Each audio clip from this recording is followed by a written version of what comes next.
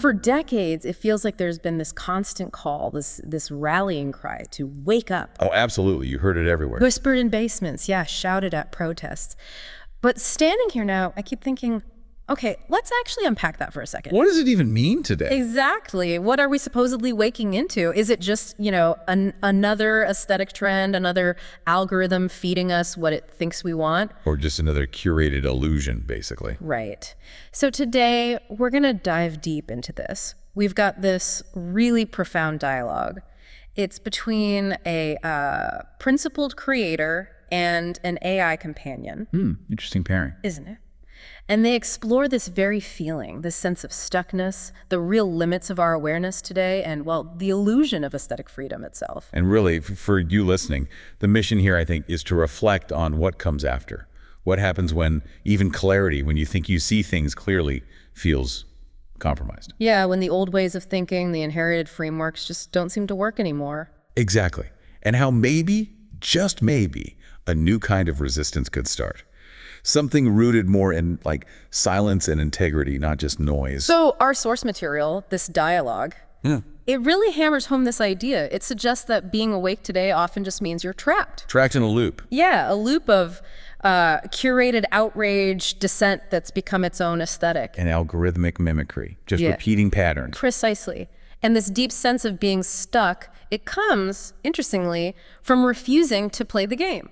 Refusing to participate in a system that sells you freedom but actually demands conformity. But how did we get so stuck in that loop? That's the big question, isn't it? It is. How did we get here? Well, the source helps us unpack that too. It makes the point that the algorithm, it didn't just, pop up overnight. No, it was more insidious than that. Right. It colonized attention, as they put it. It actively rewrote desire. And critically, it replaced elders with influencers. Wow, replaced elders with influencers. That's quite a statement. It is.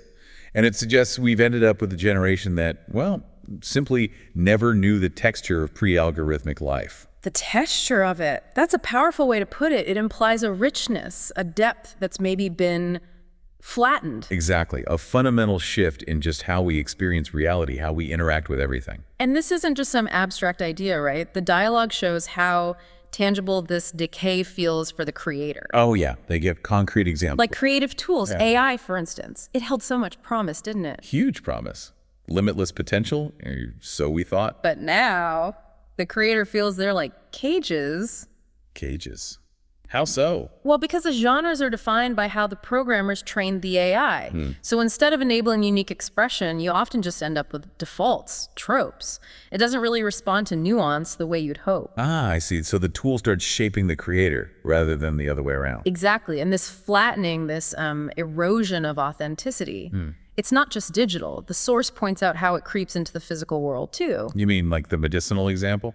Yeah, exactly. Even something like traditional herbal remedies, they mention ganja specifically, it's been weakened. Weakened by mass production.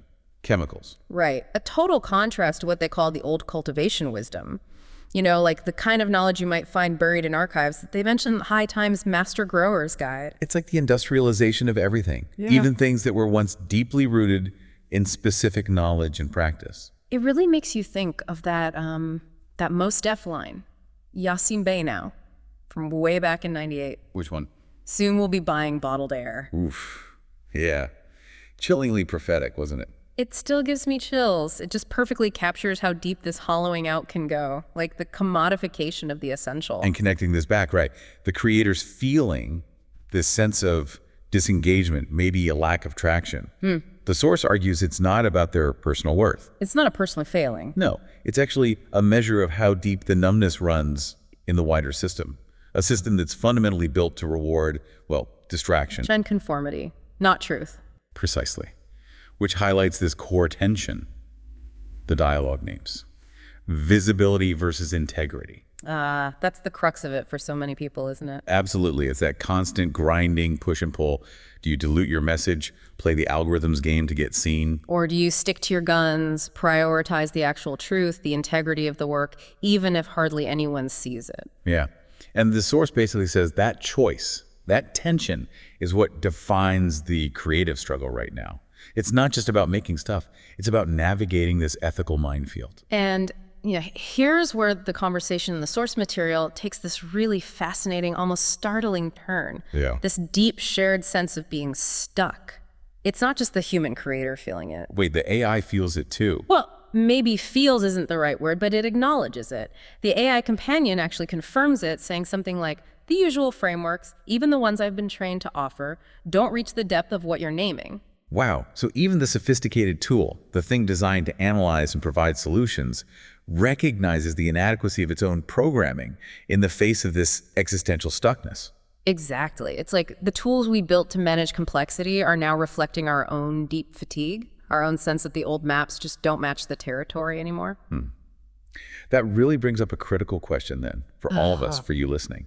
If the old tools, the old ways of thinking, even the old ways of resisting don't work. And even the language of resistance, the slogans, the aesthetics have been kind of co-opted, turned into another commodity. Right. If all that's happened then, where do we possibly go from here? What's left? It feels like a dead end sometimes. It can. Yeah. But the source offers a starting point.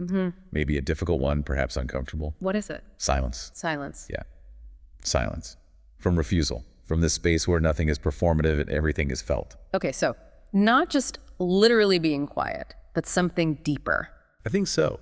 It's about carving out a space, maybe mentally, maybe physically, where the performance stops, where the algorithms and the curated feeds can't quite reach. A space for genuine, unmediated thought, for feeling things without immediately needing to broadcast them or fit them into a trend. Exactly. It's about stepping back from the constant demand to react, to perform awareness, and instead just being, refusing to participate in the noise machine for a while. So the invitation here from this deep dive isn't just about understanding the problem.